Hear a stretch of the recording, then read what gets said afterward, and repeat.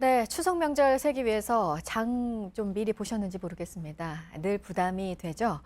조금이라도 알뜰하게 추석 보낼 수 있도록 정보 오늘 드리도록 하겠습니다. 오늘도 정철진 평론가 나왔습니다. 어서 오세요. 네, 안녕하십니까. 네, 일단 제일 중요한 게 올해 추석 물가부터 좀 봐야 될 것 같습니다. 네. 보통 이렇게 추석이 있기 한두 달 전에 비가 많이 내린다거나 어떤 기후 변화가 티하게 있을 때 네. 곧바로 나오는 게 이게 추석 물가에 영향을 줄 것이다, 가격 높아질 것이다 이렇게 얘기를 하잖아요. 네. 올해는 어떻습니까? 지금 물가가? 그렇습니다. 작년 같은 경우에는 정말 기록적 폭염이었잖아요. 네. 그래서 역대 추석 물가 중에서 가장 비쌌던 게 작년이었습니다. 작년 그랬었죠. 예, 그래서 작년 대비 올해는 거의 한 10% 이상 추석 물가가 싸졌다. 이렇게 공식 통계가 집계되고 있고요.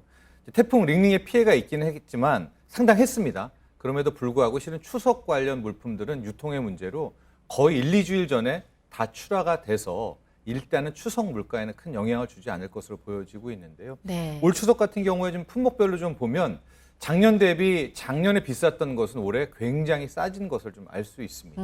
그럼 과일 같은 경우에는 작년에 사과, 배 할 것 없이 가격이 워낙 폭등을 했는데 올해는 배는 좀 비싸기는 하지만은 사과 같은 경우에는 가격이 굉장히 많이 떨어진 것을 알 수가 있고요.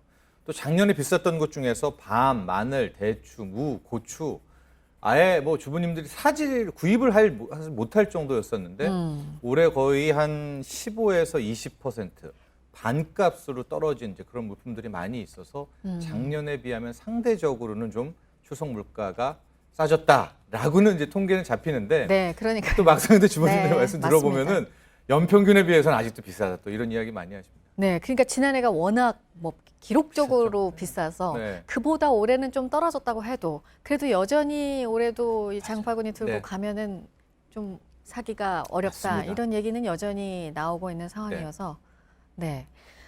그래서 얼마 전에 정부가 그 추석을 대비해서 민생 대책을 내놨어요. 네. 근데 이거 늘 매해 이제 명절 전에 나오는 대책이기는 한데 네.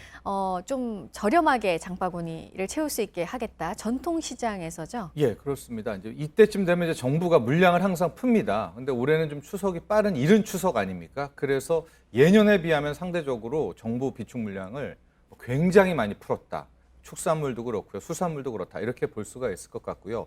실질적으로 이번에 나온 추석 민생 안정 대책 해마다 나오는 것과 유사한 점이 많이 있습니다. 가령 전국에 한 2,200곳 정도 특판장에서 정부의 비축 물량이 풀리면서 결과적으로 이제 싼 값에 이제 우리가 장을 볼 수가 있는데요. 올해 특징적인 것은 요즘에 모바일 온라인 쇼핑이 굉장히 트렌드가 되고 있잖아요. 네. 그래서 여기에 발맞춰서 정부 물량도 전통시장 같은 경우에 온라인 쪽 판매 채널을 굉장히 많이 키웠습니다. 그러니까 요즘 이제 주부님들이 이렇게 배송, 택배 이런 하는 게 되게 익숙하잖아요. 직접 네, 안 네, 가고요. 거기에 발맞춰서 온라인 쇼핑몰 한 6군데를 전국적으로 풀었기 때문에 아마 여기를 집중적으로 이용하시면 좋을 것 같고 이 지역 특산품 온라인 쇼핑몰 같은 경우에는 거의 50% 할인된 물품도 지금 굉장히 많이 풀려 있거든요. 이것들을 적극 활용해 보시면 좋겠다라는 조언을 드릴 수 있겠습니다. 네. 그리고 중소기업, 소상공인들을 위한 지원도 있습니다. 추석 자금으로 이제 주는 건데 네. 좀 지원이 올해 늘었어요. 그렇습니다. 작년보다 한 10조 이상 늘어서 전체적으로는 96조 원 정도의 이제 정부 지원 자금에 풀리게 되는데요. 이것은 특별히 돈을 주는 거는 아닙니다. 네. 대충 내용들을 좀 하나씩 보면은 이제 만기가 다가오는 것들이 있잖아요. 그럴 때는 이제 정부 돈으로 일단 만기를 좀 연장해주는 그런 차원에서 정부 지원금이 풀리기도 하고요. 또 보증했을 때 보증 지원 자금이 나오기도 하고 특히 소상공인분들은 카드 결제 대금 같은 경우에는 추석이 지나서 결제가 떨어지면 굉장히 좀 답답하지 않습니까? 네. 그래서 이제 미리 조기에 카드 결제 지금 먼저 선지급하게 되는 이제 그런 용도로 96조 원이 사용되고 있고요. 이 밖에도 근로장려금 같은 거, 자녀장려금도 추석 전에 다 조기 집행하라라고 해서 일단은 좀 상대적으로 풍요로운 추석을 보낼 수 있도록 많은 신경을 쓰고 있습니다. 네. 고속도로 통행료도 이번에 면제가 됩니다. 추석 네. 연휴가 시작되는 목요일부터 목금토예요. 네. 그러니까 15일에 돌아오시는 분은 안 됩니다. 네, 해당 안 된다는 늘 말씀을 거. 드리지만은 마지막 날에는 안 되고요. 그러니까 올해는 9월 12일부터 14일까지가 고속도로 통행료 면제고요. 15일은 내셔야 된다는 것을 기억하셔야 되겠고요.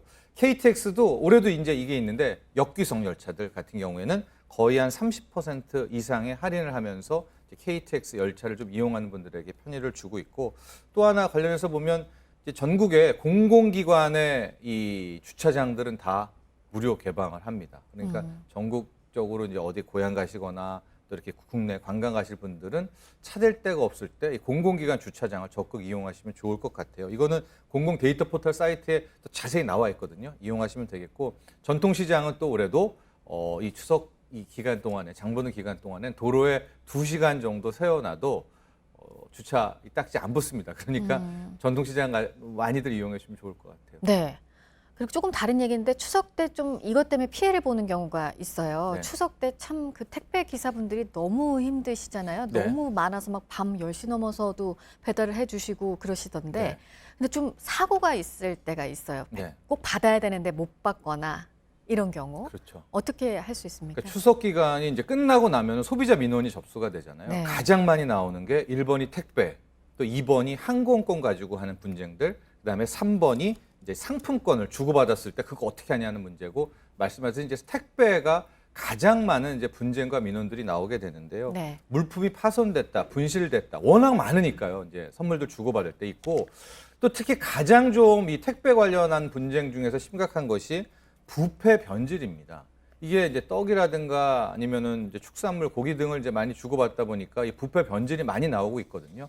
그래서 올 추석에 이제 선물 같은 거 할 때는 이 발송할 때 보내시는 분이 여기에는 변질, 부패 변질이 쉬운 물품이 들어 있습니다를 반드시 표기하는 게 좋겠고요. 더 중요한 것은 가격은 얼마대였습니다라는 것을 미리 사진을 찍어 놓는다는 것 하는 것이 좋을 것 같습니다. 네, 올해는 아직 여름이 다 끝나지도 않았는데 벌써 추석이고 또 기간도 짧고 주말이 포함되어 있고 네. 해서 조금은 다른 연휴 풍경이 또 보여질 것 같습니다. 정철진 경제평론가였습니다. 잘 들었습니다.